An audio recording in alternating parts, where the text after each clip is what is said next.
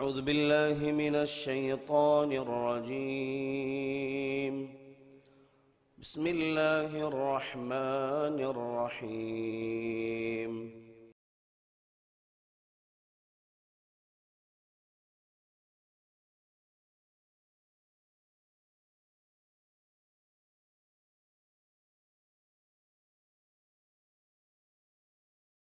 إن الحمد لله نحمده ونستعينه ونستغفره ونؤمن به ونتوكل عليه ونعوذ بالله من شرور أنفسنا ومن سيئات أعمالنا من يهده الله فلا مضل له ومن يضلل فلا هادي له وأشهد أن لا إله إلا الله وحده لا شريك له وأشهد أن محمدا عبده ورسوله أما بعد فإن أصدق الحديث كتاب الله وخير الهدي هدي محمد صلى الله عليه وسلم وشر الأمور محدثاتها وكل محدثة بدعة وكل بدعة ضلالة وكل ضلالة في النار. فأعوذ بالله من الشيطان الرجيم. بسم الله الرحمن الرحيم. يا أيها الذين آمنوا اتقوا الله حق تقاته ولا تموتن إلا وأنتم مسلمون. رب اشرح لي صدري ويسر لي أمري واحلل عقدة من لساني يفقه قولي. اللهم صل على محمد وعلى آل محمد كما صليت على إبراهيم وعلى آل إبراهيم إنك حميد مجيد. اللهم بارك على محمد وعلى آل محمد كما باركت على إبراهيم وعلى آل إبراهيم إنك حميد مجيد. எல்லா புகழும் புகழ்ச்சியும் ஏக இறைவன் அல்லாஹ் ஒருவனுக்கே சொந்தம். சாந்தி சமாதானம் நபிகள் நாயகம் ரசூலுல்லாஹி ஸல்லல்லாஹு அலைஹி வஸல்லம் அவர்கள் மீதும் அவர்கள் உற்றார் உறவினர்கள் சஹாபா தோழர்கள் தாபிஈன்கள் தபு தாபிஈன்கள் குறிப்பாக நம் அத்துணை பேர்கள் மீதும் என்றும் நலவட்டுமாக. அன்பான சகோதரர்களே, பெரியவர்களே, தாய்மார்களே, இன்றைய ஹுத்பா பேருரையின் தலைப்பு ஹஜ் செய்த கூலி கிடைக்கக்கூடிய இபாதத்துகள். ஹஜ்ஜுக்கு செல்லாமலே ஹஜ் செய்தால் என்ன நன்மை கிடைக்குமோ அதே போன்று நன்மை கிடைக்கக்கூடிய இபாதத்துகள். ஹஜ் என்பது நம்முடைய மார்க்கத்தின் ருக்குனுகளில் கடமைகளில் இறுதி கடமையாக ஹஜ்ஜி இருக்கின்றன. ஹஜ் செய்வதற்கு பல நிபந்தனைகள் இருக்கின்றன. அந்த நிபந்தனைகளில் ஒன்று மனிஸ்ததா இலைஹி சபீலா என்று அல்லாஹ் ரப்புல் ஆலமீன் தனது திருமறையிலே குறிப்பிடுகிறான். யாருக்கு ஹஜ் செய்யக்கூடிய அந்த பாதையில் அதற்கான பொருளாதார வசதியும் உடல் வலிமையும் பாதையில் பயமில்லாத ஒரு பாதுகாப்பும் இருக்கின்றதோ அவர்கள் மீது ஹஜ் கடமை. இந்த நிபந்தனைகளில் ஏதாகிலும் ஒன்று இல்லை என்றாலும் ஹஜ்ஜி கடமை இல்லை. ஒருவருக்கு பொருளாதாரம் இல்லை, வலிமை இருக்கிறது, அவருக்கு ஹஜ்ஜி கடமை இல்லை. அதே போன்று பொருளாதாரம் இருக்கிறது, உடல் வலிமை இல்லை, ஹஜ்ஜி கடமை இல்லை. எனவே அதை பற்றி அல்லாஹ் ரப்புல் ஆலமீன் குற்றம் பிடிக்க மாட்டான். ஆனால் ஹஜ்ஜு செய்யாமலேயே சில இபாதத்துகளை செய்வதன் மூலமாக ஹஜ்ஜுடைய நன்மை கிடைக்கிறது. அதனால் ஹஜ்ஜி நிறைவேறிவிட்டது, ஹஜ்ஜி செய்ய தேவையில்லை என்று புரிந்து கொள்ள முடியாது. ஹஜ்ஜை பொறுத்தவரையில் ஒரு சிறப்புக்குரிய இபாதத். பல வகையான அந்த இபாதத்தை இரண்டாக பிரித்து பார்க்கிற பொழுது, ஒன்று மார்க்க ரீதியான அல்லாஹ் ரப்புல் ஆலமீன் அதற்கு கொடுக்கிற சிறப்புகள் என்கிற அடிப்படை. இன்னொன்று உலகளாவிய அடிப்படையிலும் ஹஜ்ஜு எவ்வளவு சிறந்த அமல் என்பதை பார்க்கலாம். அதுவல்ல எனது தலைப்பு. அருமையானவர்களே, அப்படியானால் இவ்வளவு சிறப்புக்குரிய ஹஜ்ஜு என்ன சிறப்புலாம் இருக்கிறது? அல்லாஹ்வுடைய தூதர் ஸல்லல்லாஹு அலைஹி வஸல்லம் சொன்னாங்க, மன் ஹஜ்ஜ லில்லாஹ் ஃபலம் யர்ஃபுஸ் வலம் யஃப்ஸுக் ரஜஅ கயௌமி வலதத் உம்முஹு. யார் ஒரு மனிதர் அல்லாஹ்வுக்காக வேண்டிய ஹஜ்ஜுக்கு போகிறார், அவர் உடலுறவில் ஈடுபடவில்லை, பாவமான காரியங்களை செய்யவில்லை, இப்படியான நிலைமையில அல்லாஹ்வுக்காக வேண்டி அவர் இஹ்லாஸான முறையில் ஹஜ்ஜு செய்தால் திரும்பி வருகிற பொழுது பாவமற்றவராக அன்று பிறந்த பாலகனை போன்று வருகிறார். அவர் புதிய பிறப்பு மாதிரி புதிய மனிதனாக பிறக்கிறார் என்பதை இந்த செய்தி நமக்கு குறிப்பிடுகின்றன. அதே போன்று ரசூலுல்லாஹி ஸல்லல்லாஹு அலைஹி வஸல்லம் சொன்னாங்க, அல் ஹஜ்ஜு யஹ்திமு மக்கான கப்லஹு. ஹஜ்ஜு நீங்கள் முன்னால் செய்துவிட்ட, ஹஜ்ஜுக்கு முன்னாடி செய்துவிட்ட அனைத்தையும் அழித்து விடுகின்றன என்று ரசூலுல்லாஹி ஸல்லல்லாஹு அலைஹி வஸல்லம் அனைத்து பாவங்களையும் போக்கி விடுகின்றன என்று குறிப்பிட்டார். அதே போன்று அல்லாஹ்வுடைய தூதர் ஸல்லல்லாஹு அலைஹி வஸல்லம் உம்ராவை பற்றி சொல்கிற பொழுது, அல் உம்ரத்து இலல் உம்ரத்தி கஃபாரத்துன். ஒரு உம்ரா செய்வது மறு உம்ரா செய்கிற வரைக்கும் உண்டான இடைப்பட்ட காலத்தில் செய்கிற சிறு பாவங்களை அல்லாஹ் மன்னித்து விடுகிற கஃபாராவாக வைத்திருக்கிறான், மன்னித்து விடுகிறான். எனவே ஹஜ்ஜு மப்ரூர், மக்பூல், ஏற்றுக்கொள்ளப்பட்ட ஹஜ்ஜுக்கு கூலி சொர்க்கத்தை தவிர எதுவுமில்லை. இப்படி ஹஜ்ஜு செய்யக்கூடிய அந்த ஹாஜிகளுக்கு இவ்வளவு சிறப்புகளை அல்லாஹ் ரப்பல் ஆலமீன் வைத்திருக்கிறான். ஆனால் ஹஜ்ஜு செய்வது ஆயுளில் ஒரு முறை கடமை. இப்படி இருக்கிற பொழுது ஒரு மனிதர் 60 வருஷம் 80 வருஷம் வாழுகிறார் என்றால், வசதி வாய்ப்பும் உடல் ஆரோக்கியம் இருக்குமானால் 1 2 3 ஒரு 5 அல்லது 10 அவர் ஹஜ்ஜு செய்யக்கூடிய ஒரு நிலை கிடைக்கிற பொழுது செய்கிறார். கடமை ஒன்றுதான், மீதி எல்லாம் சுன்னத்தாக கருதப்படும். ஆனாலும் கூட ஒரு அமல் இருக்கிறது, அந்த அமலை செய்தால் ஹஜ்ஜுடைய நன்மை அது எந்த அளவுக்குன்னா 1000 ஹஜ்ஜு செய்த நன்மை கூட கிடைத்து விடும், 15000 ஹஜ்ஜு செய்த நன்மை கூட கிடைத்து விடும். நம்ம அதை தொடர்ந்து செய்கிற பொழுது 1000 நமக்கு அல்லாஹ் நீட்டி கொடுக்கிற பொழுது அந்த 15000 ஹஜ்ஜு செய்த நன்மை 15000 தடவை அவர் அந்த அமலை செய்கிற பொழுது 15000 தடவை ஹஜ்ஜு செய்த நன்மை. இவர் ஹஜ்ஜுக்கு போறதா இருந்தால் 80 வருஷம் வாழ்ந்தாலும் அதிகபட்சமாக 2-3 ஹஜ்ஜுக்கு மேல செய்திருக்க முடியாது. ஆனால் ஹஜ்ஜுக்கு போகாமலேயே இப்படியான ஒரு வாய்ப்பு. அப்படி என்ன அமல் அல்லாஹ்வுடைய தூதர் ஸல்லல்லாஹு அலைஹி வஸல்லம் சொன்னாங்க என்பதை பார்க்கிற பொழுது நிறைய அமல்கள் அது பற்றியாக ஹதீசுகள் வருகிறது. அனைத்தும் பலகீனமாக இருக்கிறது. ஒரு 3 ஹதீசுகள் மட்டும்தான். 2 ஹதீஸ் முத்தஃபக் அலைஹ், புகாரி முஸ்லிம்ல பதிவு செய்யப்பட்ட சஹீஹான ஹதீஸ். ஒரு ஹதீஸ் அபூதாவுதில் பதிவு செய்யப்பட்ட ஹதீஸ், அது ஹசன் என்கிற தரத்தில் பதிவு செய்யப்பட்டிருக்கிறது. ஒரு 3 ஹதீஸ் சிறிய அமல் தான். அதை அழகான முறையில் தொடர்ந்து இஹ்லாஸான முறையில் நாம் செய்தால் ஹஜ்ஜு செய்த நன்மை கிடைக்கிறது. நான் ஒரு தெளிவாக ஒரு விஷயத்தை புரிந்து கொள்ள வேண்டும். ஹஜ்ஜுக்கு பகரமாக என்று புரிந்து விடாது. சில பேர் அப்படி தப்பா புரிஞ்சிடக்கூடாது. நல்லதா போச்சு, ஹஜ்ஜு செய்ய தேவையில்லை போல தெரியுது, பொருளாதாரத்தை சேர்த்து நம்ம வச்சுக்கலாம், உடல் ஆரோக்கியம் இருந்தாலும் பரவாயில்லை, இந்த அமலை செய்து விட்டு ஹஜ்ஜுடைய நன்மையை எடுத்துக்கொள்ளலாம் என்றால் அப்படி அல்ல. அது வேற, இது வேற. ஆனால் இந்த அமல்களுக்கு அந்த வாய்ப்பை அல்லாஹ் கொடுத்திருக்கிறான். ஒருவர் வசதி இல்லாமல் இருக்கிறார், அவருக்கு இது ஒரு பெரிய வாய்ப்பு. எனவே இது எல்லோருக்குமான வாய்ப்பு.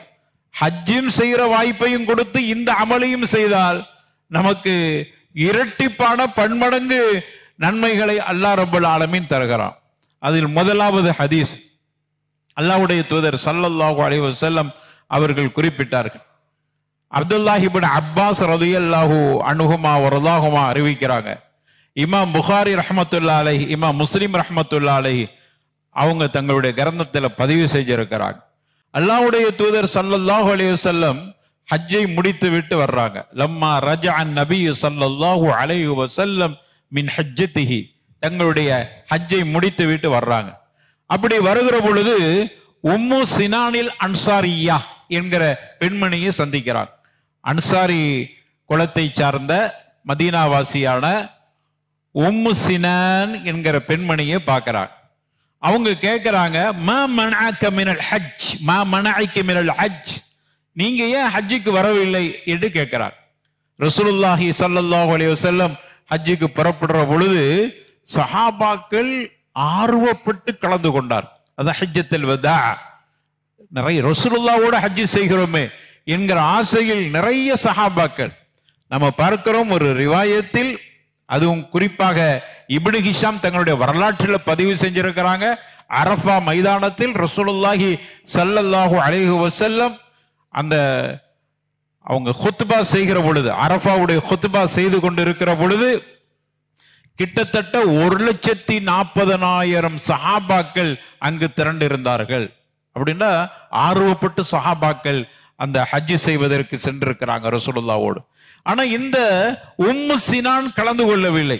அதனால கேட்கிறாங்க, மா மனஅக மினல் ஹஜ், ஏன் நீங்க ஹஜ்ஜுக்கு வரையிலன்னு கேட்கிறாங்க. அப்பொழுது அந்த பெண்மணி சொன்னாங்க, அபு ஃபுலான் தனி ஜௌஜஹா, அதற்கு காரணம் எனது கணவர் தான் காரணம் அப்படின்னு சொன்னாங்க.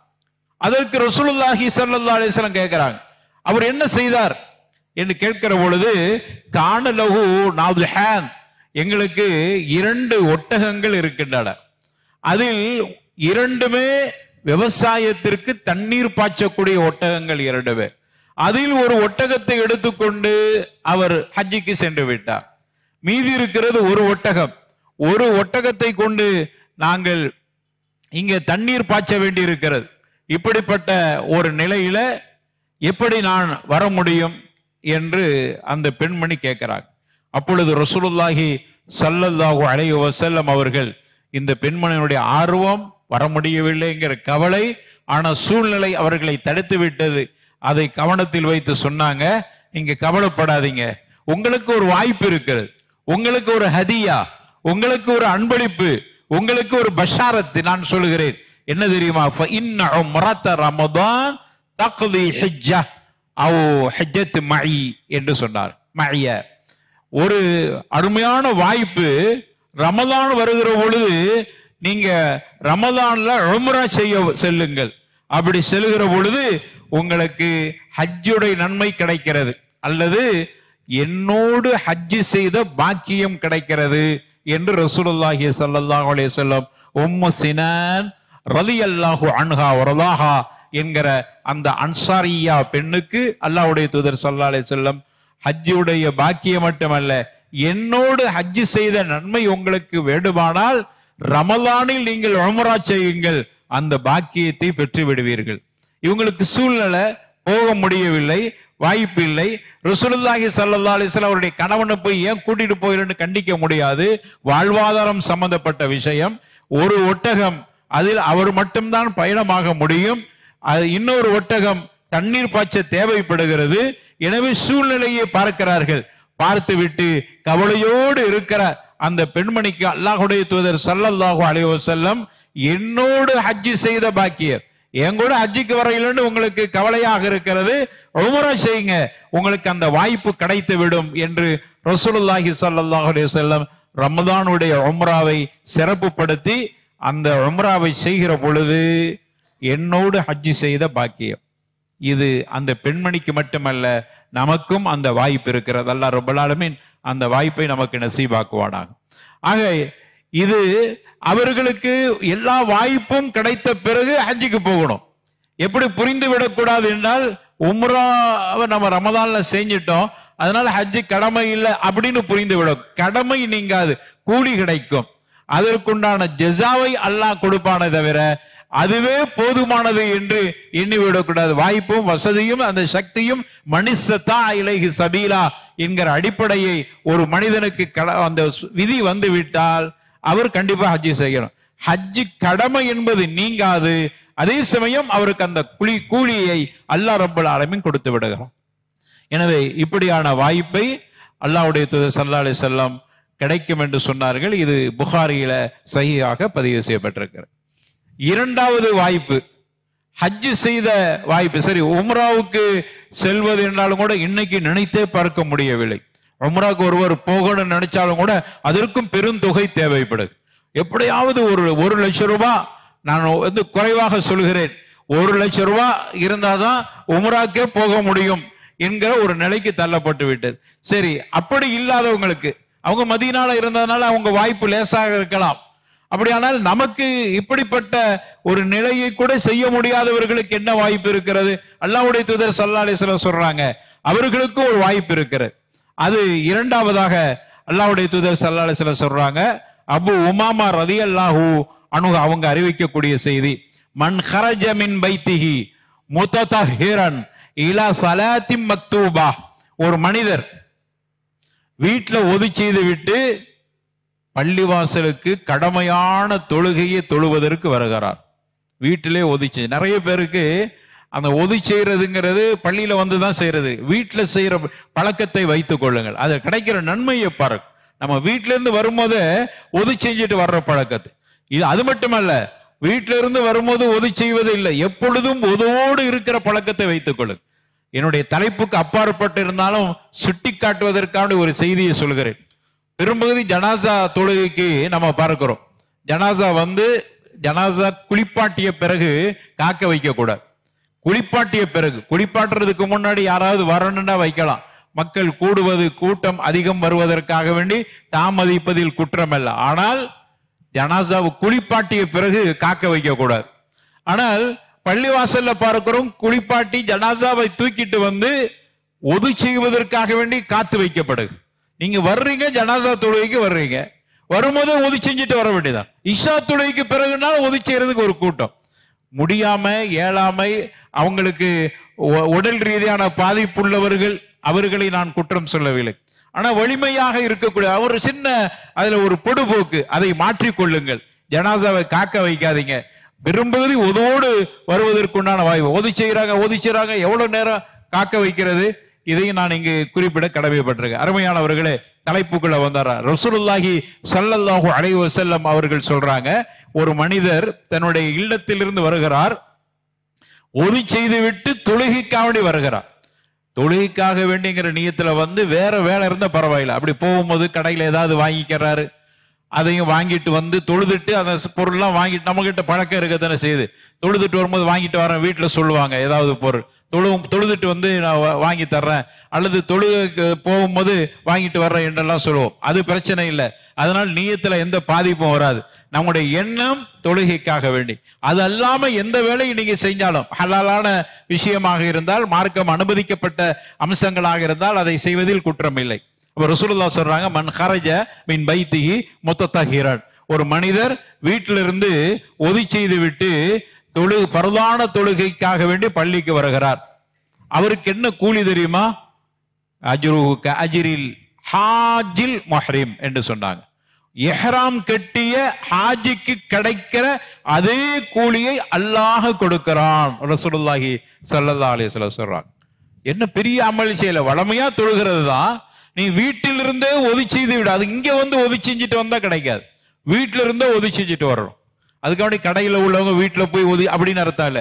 முடிந்தா கடையிலே ஒது செய்யறதுக்கு உண்டான வாய்ப்பை ஏற்படுது. இந்த நன்மை கிடைக்க வேண்டுமானால் அந்த வாய்ப்பை ஏற்படுத்தி கொள்ளுங்க. பள்ளிக்குள்ள வருகிற பொழுது நீங்க இங்க ஒது செய்யாம வீட்டுல இருந்தே ஒது செய்து விட்டு வந்தால் உங்களுக்கு ஹஜ்ஜுக்கு போன ஹாஜி இஹ்ராம் கட்டிய நிலையில அவருக்கு என்ன கூலி கிடைக்கும் அதே கூலி கிடைக்கும். அடுத்து சொன்னாங்க, ஒமன் ஹரஜ இலா தஸ்பீஹ் துஹா, துஹா தொழுகைக்காக வேண்டி ஒரு நேரத்தை ஒதுக்கிறார். அது துஹா தொழுகைக்காக வேண்டி பள்ளிக்கு வர்றது அப்படின்னு இந்த ஹதீஸை புரிய முடியாது. உலமாக்கள் அதுக்கு நிறைய விரிவுரை கொடுத்திருக்கிறாங்க. அப்ப இங்க பள்ளிக்கு வர்றது துஹா தொழுகைக்கு அர்த்தம் அல்ல.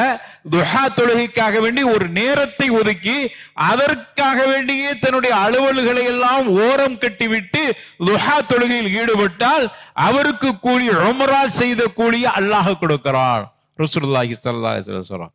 அப்போ உம்ரா கடமையான தொழுகைக்கு வந்தா கடமையான ஹஜ்ஜுடைய நன்மை கிடைத்து விடுகிறது. அதே மாதிரி துஹா தொழுகைக்காக வேண்டி நேரம் ஒதுக்கினார். நீங்க எங்க இருந்தாலும் சரி, என்ன வேலை இருந்தாலும் சரி, துஹா தொழுகைக்காக ஒரு சிறிய நேரத்தை ஒதுக்குங்கள். துஹா தொழுது விட்டால் உம்ரா செய்த கூலியை அல்லாஹ் ரப்பல் ஆலமீன் கொடுக்கிறான் என்று ரசூலுல்லாஹி ஸல்லல்லாஹு அலைஹி வஸல்லம் அவர்கள் குறிப்பிட்டார்கள். இந்த செய்தி அபூதாவூதில் பதிவு செய்யப்பட்டிருக்கிறது, ஹசன் என்கிற தரத்தில் பதிவு செய்யப்பட்டிருக்கிறது. எனவே அருமையானவர்களே, இந்த வாய்ப்புகளை நாம் பயன்படுத்திக் கொள்ள வேண்டும். நமக்கு ஹஜ்ஜுக்கு போகக்கூடிய வாய்ப்பும் வசதியும் சூழலும் தாக்கத்தும் வலிமையும் இல்லை என்றால் நாம் கவலைப்பட தேவையில்லை. இந்த அமல்களை செய்வதன் மூலமாக அந்த வாய்ப்பை தருகிறான். ஆயிஷா நாயகி ஒரு முறை ரசூலுல்லாஹி ஸல்லல்லாஹு அலைஹி வஸல்லம் கேட்கிறான், யார் ரசூலுல்லாஹ், ஜிஹாதுக்கு கூலி கிடைக்கும், சிறந்த கூலி ஜிஹாதுக்கு. ஜிஹாதில் ஒரு மனிதன் கலந்து கொண்டால் அவருக்கு நிறைய கூலிகளை சொல்றீங்க, ஆனா பெண்களாகி எங்களுக்கு அந்த வாய்ப்பு கிடைக்கவில்லையா யார சொல்லலாம், என்ன செய்வது, எங்களுக்கும் ஜிஹாத் இருக்கிறதா என்று கேட்டார். 2-3 ரிவாயத்தில், ஒரு ரிவாயத்தில் அல்லாஹ்வுடைய தூதர் ஸல்லல்லாஹு அலைஹி வஸல்லம் சொன்னாங்க, பெண்களுக்கு ஒரு ஜிஹாத் இருக்கிறது, லா கிதால், அதுல சண்டை இல்லாத ஒரு ஜிஹாத். அது என்ன சண்டை இல்லாத ஒரு ஜிஹாதில் இருக்க வசதி? போர் என்று சொன்னாலே சண்டை இருக்கும், அந்த போரில் சண்டை இல்லாத போர், அப்படியான ஒரு போர் இருக்கிறது என்று சொன்னார். அது எது என்று கேட்கிற பொழுது அல்லாஹ்வுடைய தூதர் ஸல்லல்லாஹு அலைஹி வஸல்லம் சொன்னாங்க, அது ஹஜ் என்று சொன்னார். உங்களுக்கு அந்த வாய்ப்பு இருக்கிறது. அப்ப ஹஜ்ஜுக்கு அப்படியான வாய்ப்பை ரசூலுல்லாஹி ஸல்லல்லாஹு அலைஹி வஸல்லம் ஜிஹாதோடு ஒப்பிட்டு சொல்கிற அளவுக்கு உண்டான வாய்ப்பை சொல்லி இருக்கிறாங்க. அப்படியானால் அந்த நசீப் இல்லை என்றால், அந்த வாய்ப்பு கிடைக்கவில்லை என்றால், நமக்கு கிடைக்கிற வாய்ப்பு, இந்த வாய்ப்பை சரியாக பயன்படுத்திக் கொள்ளும். அப்போ வீட்டில இருந்து ஒது செய்து விட்டு பள்ளியில வந்து தொழக்கூடிய அந்த பழக்கத்தை நாம் வளமையாக்கி கொள்ள வேண்டும். அது மட்டுமல்லாம எப்பொழுதும் ஒதுவோடு இருக்கிற வாய்ப்பை ஏற்படுத்திக் கொள்ளும். மகரிபு தொழுதுட்டோம்னு சொன்னா அந்த ஒதுவோடு இருந்து நம்முடைய அலுவலகம், ஏன்னா மகரிப் பிறகு பெரும்பகுதி நம்ம வீட்டுக்கு போறதுங்கிறது இல்லை, இங்கக்குள்ள இருந்து இஷாவை முடிச்சுட்டு போகணும். நீங்க அந்த ஒதுவோடு இருந்து கொண்டால் அந்த வாய்ப்பு உங்களுக்கு கிடைத்து விடும். எனவே இதை நாம் சரியாக பயன்படுத்திக் கொள்ள வேண்டும். மூன்றாவதாக ரசூலுல்லாஹி ஸல்லல்லாஹு அலைஹி வஸல்லம் அருமையான வாய்ப்பை கொண்டு, லேசான ஒரு சின்ன அமல் தான், அந்த அமலுக்கு கிடைக்கிற ஒரு பெரிய கூலியை அல்லாஹ்வுடைய தூதர் ஸல்லல்லாஹு அலைஹி வஸல்லம் சொல்றாங்க. ஒரு மனிதன் தஸ்பீஹாத்துகளையும் தஹ்மீதாத்துகளையும் தக்பீராத்துகளையும் தொழுகைக்கு பிறகு செய்கிற ஒரு நிலையில் அவருக்கு இந்த வாய்ப்பை அல்லாஹ் ரப்பல் ஆலமீன் கொடுக்கிறான். எனவே நாம் இந்த வாய்ப்புகளை பயன்படுத்தி ஹஜ்ஜுக்கு கிடைக்கிற அந்த கூலியை நாம் பெறக்கூடிய வாய்ப்பையும் அல்லாஹ் தர வேண்டும். ஹஜ்ஜையும் நமக்கு நசீபாக்குவானாக என்பதை அல்லாஹ்விடத்தில் நாம் கேட்போம். வாஹிரு தஅவானா அல்ஹம்துலில்லாஹி ரப்பில் ஆலமீன். அல்ஹம்துலில்லாஹ் வஸ்ஸலாத்து வஸ்ஸலாமு அலா ரசூலில்லாஹ் வ அலா ஆலிஹி ஹிஸ்பில்லாஹ் வ அஸ்ஹாபிஹி ஜுந்தில்லாஹ் அம்மா பஅத். ஃபஅஊது பில்லாஹி மினஷ் ஷைத்தானிர் ரஜீம். பிஸ்மில்லாஹிர் ரஹ்மானிர் ரஹீம். யா அய்யுஹல்லதீன ஆமனு தக்குல்லாஹ ஹக்க துகாத்திஹி வ லா தமூதுன்ன இல்லா வ அன்தும் முஸ்லிமூன். அன்பான சகோதரர்களே, ஒரு முறை ரசூலுல்லாஹ்வுடைய அவைக்கு ஏழைகள் வருகிறார்கள், ஃபுக்ராக்கள், வறியவர்கள், மிகவும் ஏழை.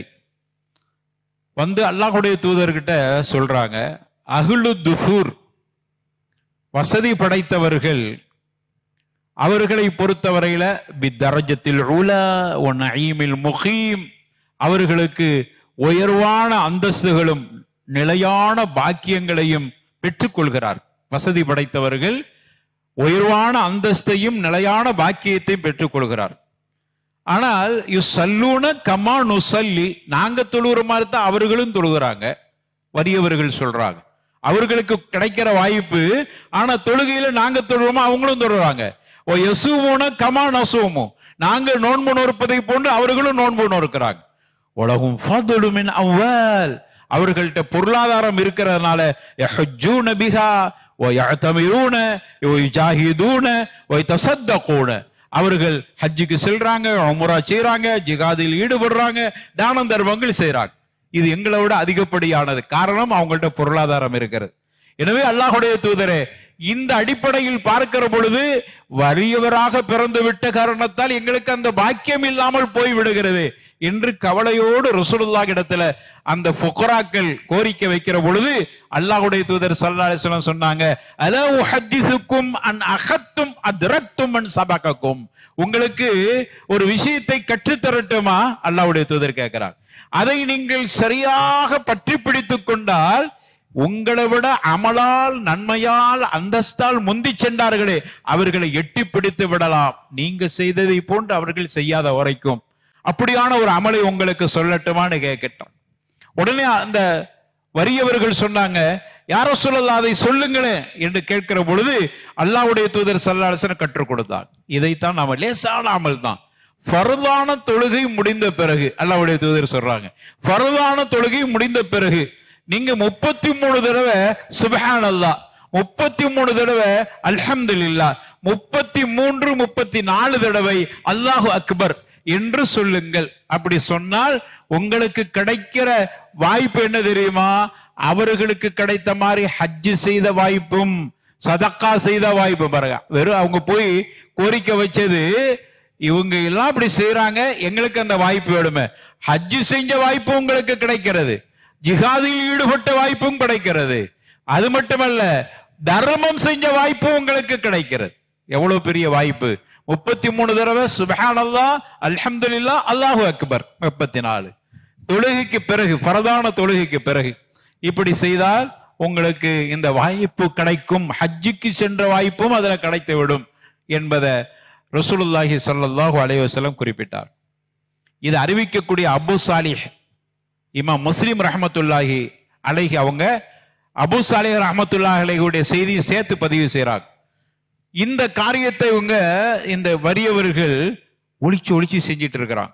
ஏன் நம்மளை விட அவர்கள் ஒரு வார்த்தை ரசூலுல்லாஹ் சொன்னாங்க, நீங்க செய்வதை போன்று அவர்கள் செய்யாத வரைக்கும் அவர்கள் செய்திட்ட அந்தஸ்துக்குரிய அமலை நீங்களும் செய்த மாதிரி உங்களுக்கும் அந்த நன்மை கிடைத்தது. அவங்க எதுல முந்தி போனாங்களோ அமல்ல, அந்த அமலில் நீங்களும் எட்டி பிடித்து விடலாம். ஹஜ்ஜுடைய வாய்ப்பு உங்களுக்கு கிடைச்சு போகும், எல்லாமே கிடைக்கும். ஆனா ஒரு ஷரத்து, இதையும் அவர்கள் செய்து விட்டால் ஒண்ணும் செய்ய முடியாது. அதனால சஹாபாக்கள் மறைச்சு செஞ்சிட்டு இருக்கிறாங்க. ஆனா அந்த வசதி படைத்த சஹாபாக்கள் அதை விடையில என்ன இவங்க ஒளிச்சு என்னமோ செய்யறாங்களே, விரலை எண்றாங்களே. விடமாக்கள் சொல்றாங்க, விரல தஸ்பியாத்தை எண்ணும் போது கூட சுப்ஹானல்லாஹ் சுப்ஹானல்லாஹ் சுப்ஹானல்லாஹ் இப்படி எண்றாங்களா அல்லது இப்படி எண்ணாங்களா அப்படின்னு பார்க்கும்போது ஹதீஸுகளை வச்சு மொத்தமா ஆய்வு செய்து சில அறிஞர்களுடைய கருத்து ரசூலுல்லாஹ் இப்படித்தான் எண்ணி இருக்கிறாங்க. அதனால நம்ம இப்படி என்ற வளமை என்பதை தாண்டி இப்படி எண்ணக்கூடிய பழக்கத்தை வைத்துக் கொள்வோம். ரசூலுல்லாஹி ஸல்லல்லாஹு அலைஹி வஸல்லம் சுப்ஹானல்லாஹ் சுப்ஹான் இப்படி, அதே மாதிரி இவங்களும் சுப்ஹானல்லாஹ் சுப்ஹானல்லாஹ் சுப்ஹானல்லாஹ் சுப்ஹானல்லாஹ் 33 தடவை. இதை ஒளிந்திருந்து பார்த்து ரசூலுல்லாஹி ஸல்லல்லாஹு அலைஹி வஸல்லம் கற்றுக் கொடுத்த அமலை இந்த வசதி படைத்தவர்களும் கற்றுக்கொண்டு அவர்களும் செய்ய ஆரம்பிச்சிட்டாங்க. இதைத்தான் அபூ சாலிஹ் ரஹ்மத்துல்லாஹி அலைஹி சொல்றாங்க. மீண்டும் அந்த எளியவர்கள் வறியவர்கள் ரசூலுல்லாஹ்ட்ட போனாங்க. யா ரசூலுல்லாஹ், சமிய இஹ்வானுனா அஹ்லுல் அம்வால் பிமா ஃபஅல்னா ஃபஅலு மிஸ்லா, நீங்க எங்களுக்கு கற்றுத்தந்த விசேஷ அமலை அந்த வசதி படைத்தவர்களும் செய்ய ஆரம்பிச்சிட்டாங்க. இப்ப எங்களுக்கு என்ன, எங்களை விட முந்தி போயிருவாங்களே.